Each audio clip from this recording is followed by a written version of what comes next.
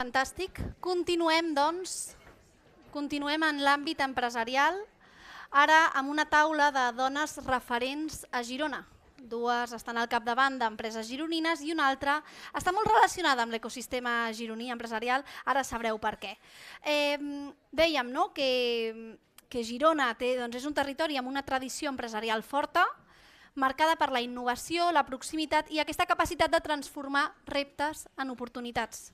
Les empreses que hi neixen aquí a Girona sovint combinen aquest arrelament local amb una ambició global. Són, com deia l'Anna Navarro, són locals, no? Aquest joc entre globals i locals.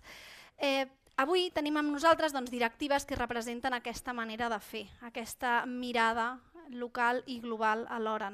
Lideratges que han sabut créixer, reinventar-se i competir en mercats cada vegada més exigents. Aquesta taula vol explorar com lideren, com prenen decisions, com enfronten els reptes globals i com integren la intel·ligència artificial per impulsar els seus negocis cap al futur, tres dones referents a l'empresa gironina. Comptarem amb les tres, aniran passant, serà com un passe aquí de models que tindrem, una desfilada, perquè les estan microfonant. Així que començo amb la primera que tinc a la taula, la Patricia Aimà. Ella és emprenedora i biotecnòloga, cofundadora de Benviro, una empresa especialitzada en el desenvolupament i formulació de bioplàstics biodegradables per impulsar un futur lliure de microplàstics. Benviro va néixer el 2018 com un projecte de recerca i desenvolupament amb l'objectiu de produir la seva pròpia matèria primera de bioplàstic mitjançant bacteris que s'alimenten de residus orgànics i que es transformen de manera natural en nous materials. És complex d'entendre, a mi em costa, però segur que tu podràs explicar-ho millor.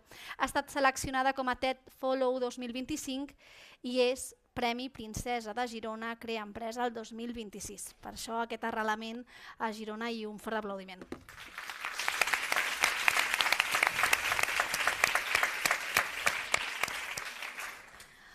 A la taula comptem també amb la Laura R., directora general de Liquats Vegetals.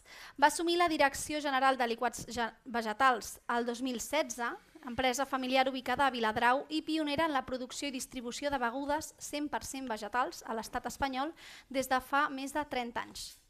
És patrona de la Politècnica de la Universitat de Girona i membre de la secció Food and Beverage de l'IS Business School. I des de la direcció general ha liderat la modernització i professionalització de la companyia, impulsant una reorientació estratègica del negoci cap a la marca pròpia Jo Soy, que segur que moltes de vosaltres la coneixeu. Per últim, tenim a la Maria Trias, CEO de Biscuits Trias. És la quarta generació al capdavant d'una de les marques més emblemàtiques de la indústria alimentària catalana. Des de la direcció de Biscuits Trias, fundada el 1908 a Santa Coloma de Farners, ha sabut mantenir l'essència artesanal que ha fet famosa la marca, alhora que ha impulsat una transformació profunda per adaptar-la als reptes actuals. Totes tres presenten lideratges diferents, entren a més a liderar les seves empreses en moments vitals diferents i crec que escoltar les tres parlant de l'experiència pròpia ens pot ser molt enriquidor. Així que comencem. Seré breu també, ho intento. Llavors, ho dividim en dos blocs. Primer parlem de lideratges i després de reptes. Com si no fos el mateix, liderar reptes. Comencem, doncs, si voleu, per ordre. Fem aquest ordre mateix. Com definiries, hem parlat avui de lideratge masculí, lideratge femení, com definiries el teu lideratge? O en quin moment vital arriba el teu lideratge? Primer de tot, gràcies per convidar-me. Jo vinc d'una empresa familiar, d'una empresa de més de 118 anys. Jo soc la quarta generació i el meu pare va ser el gerent, el director general durant més de 60 anys. Per tant, jo tot just fa 4 anys que soc la directora general, tinc, avui puc dir-ho, quasi 55 anys. Per tant, m'ha vingut tard. Que no ha vingut tard. Que abans hem dit que no era tard mai, però... No és mai tard, no és mai tard i és un bon moment. El que passa és, clar, el lideratge que ha passat, durant 60 anys, una persona emprenedora amb molta força ha fet créixer l'empresa i arribo jo i ara canviar una mica la manera de liderar, has de canviar la cultura de l'empresa i s'ha de fer a poc, no es pot fer d'immediat. Llavors, el meu lideratge és diferent del pare, els treballadors ho saben i ho has de fer paulatinament. El que tenia clar que jo no volia seguir la seva manera de fer perquè era una estructura molt vertical.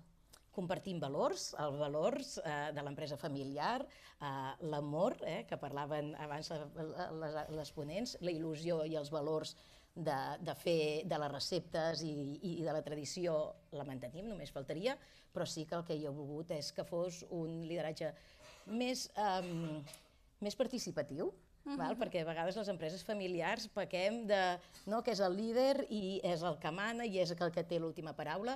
Jo estic creant departaments, fem reunions setmanals, que això no ho havíem fet mai amb l'equip, i llavors és la manera d'involucrar també a les persones i donar-los un pèl d'autonomia i egoistament no carregar només tot el pes, que parlem de la solitud del líder i moltes vegades hem de prendre les decisions a soles, però si estàs ben acompanyat doncs val la pena. Jo estic fent aquest canvi, i fa 4 anys, no es pot fer d'un dia per l'altre, sinó paulatinament, i estic en aquest moment. Laura, el teu moment, quan comences a liderar l'empresa familiar, és diferent perquè és amb 33 anys, no? Has comentat abans? Sí, jo també comparteixo molt. Primer, gràcies per estar aquí perquè és un plaer i segur que cada dona que hi ha aquí té alguna cosa que explicar i que puguem aprendre. Vull dir que no, sí, totes podrien seure aquí realment, però jo crec que tothom pot seure aquí i explicar alguna cosa.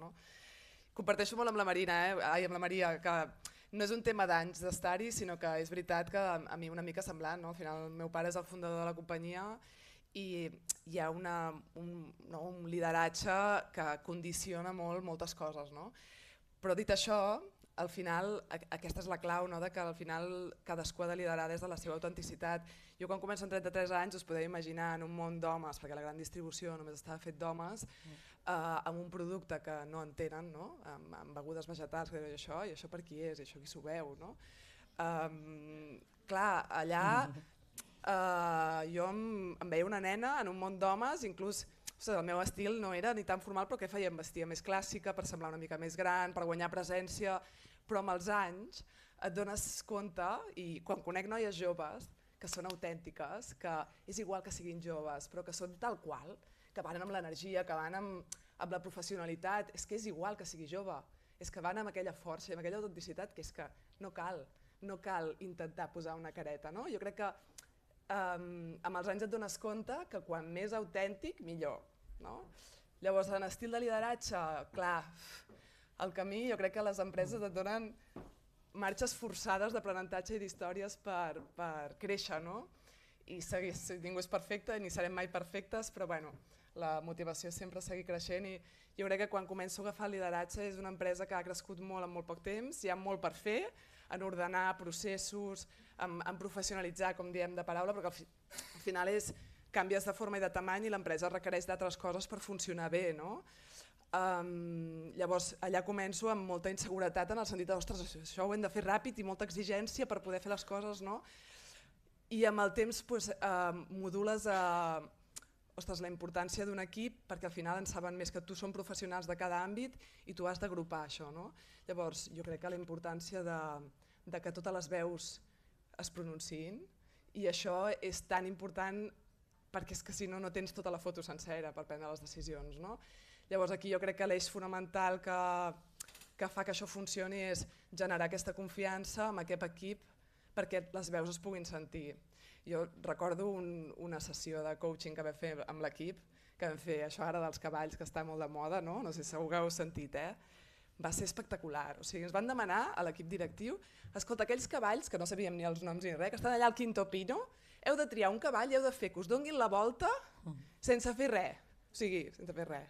I ara què fem? O sigui, no va ser fins que tots en l'equip, tothom va dir el que pensava respecte a què fer i com poder-ho fer, que el cavall màgicament va venir amb velocitat a donar-nos la volta i ens va passar. I va ser màgic la comprensió de la confiança i el que s'expressin totes les veus. Patricia, el teu cas és diferent, és des de l'àmbit de l'emprenedoria, però en un sector també força masculinitzat. Sí, totalment. Jo vaig començar el 2018 amb 25 anys a emprendre en el sector biotecnològic industrial. Bàsicament, nosaltres, com hem dit, fem servir unes bactèries que s'alimenten de residus orgànics, com per exemple les restes de llevat d'una empresa de cervesa, i fan un material de bioplàstic biodegradable. És el polihidroxalcanoat i és diguem-ne, es considera el bioplàstic més orgànic que existeix al mercat. Sí? En aquest sentit, jo venia d'una vessant molt tècnica, no? I per mi tot eren números i una hipòtesi i una conseqüència. No? Llavors doncs, jo tractava l'equip igual. No? Vull dir, i això era un problema. Val? De fet, hi va haver un dia que la meva sòcia em va parar i em va dir para, perquè és que fatal. Llavors jo el 2019 em vaig buscar una coach de lideratge que es diu Consol. El nom és molt maco, Sí, Consol ja és. El nom ja. Però, i va ser molt guai perquè va transformar-me en una persona diferent. De fet, la meva sòcia ara ve i em diu gràcies por favor ese día que decidiste ir a Consol. Vale? Perquè jo vaig passar primer a fer molta autocrítica i entendre que la forma com jo em comunicava amb la gent i com jo tenia les meves expectatives eren tremendament elevades. I hi ha dues coses molt importants que m'han servit molt. Primer, estar a la mateixa pàgina de les nostres sensacions i idees. Per tant, jo he treballat molt la comunicació i això ho he integrat amb les preguntes obertes. És a dir, no és el mateix dir, per exemple, imagineu que fem un experiment i surt malament, no? I dic, hòstia, això no ha sortit bé i que malament, i et diuen sí, no sé.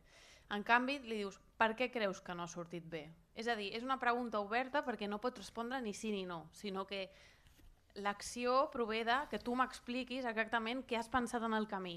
Llavors vaig enllaçant un tou de preguntes obertes fins que arribo a l'origen de la idea d'aquella persona. I això d'estar a la mateixa pàgina m'ha ajudat moltíssim a poder entendre millor com funciona l'investigador o com funciona el financer, per exemple, no? I a solucionar problemes que, a nivell del que deia la Maite, a nivell de previsió no teníem previstos.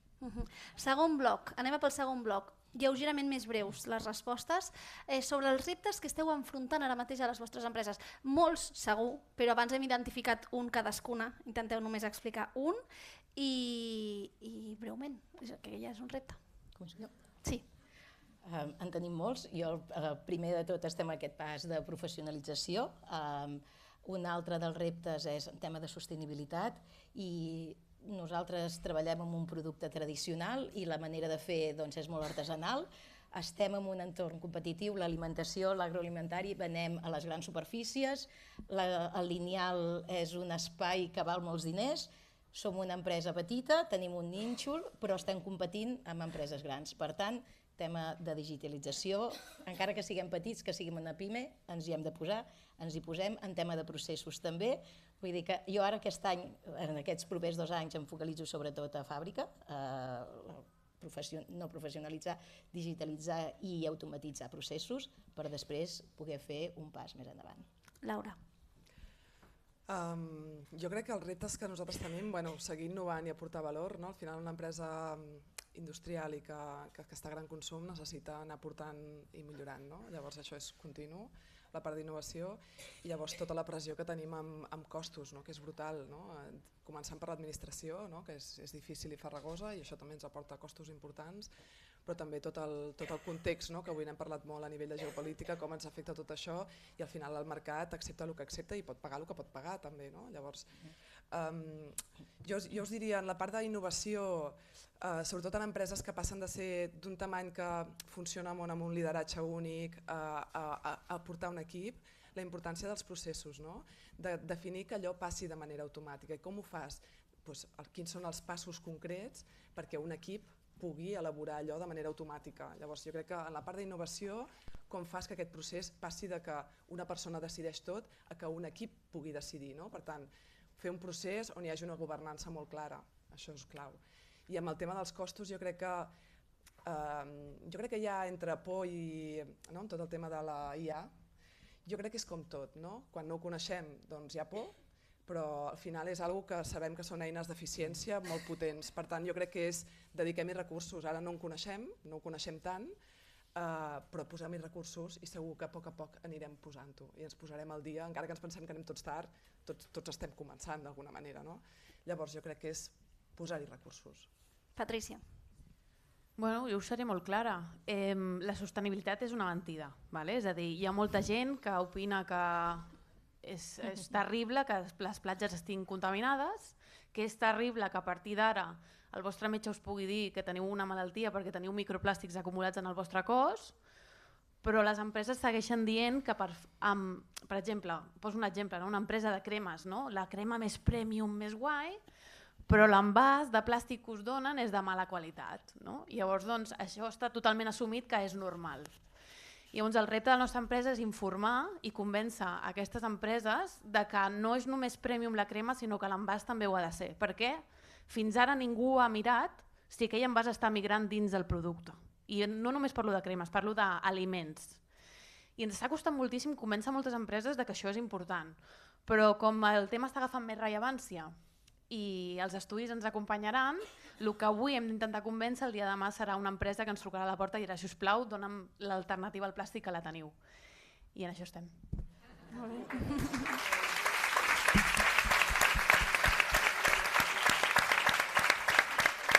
Gràcies a totes tres per compartir les vostres reflexions de lideratges, que segur que ens han ressonat per dins de moltes, i per compartir els vostres reptes que ressonaran en els nostres consells de direcció i administració. Gràcies. Gràcies.